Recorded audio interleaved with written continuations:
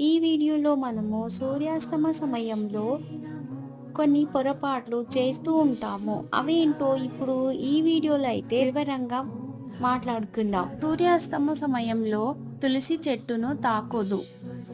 అలా తులసి చెట్టును తాకిన ఆకులు తెంపిన లక్ష్మీదేవికి చాలా కోపం వస్తుందంట. సూర్యాస్తమ సమయంలో చీపురు కట్ట వాడకూడదు.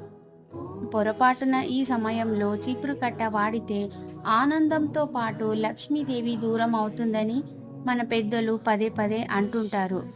పాలు, పెరుగు, పంచదారతో పాటు ఏ ఇతర తెల్లని వస్తువులని దానం ఇవ్వకూడదు.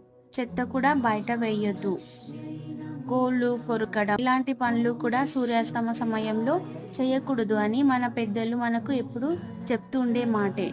ఇలాంటి విషయాల గురించి మీరేమనుకుంటారో కామెంట్ చేయండి. నెక్స్ట్ వీడియోలో మళ్ళీ కలుద్దాం. Bye bye.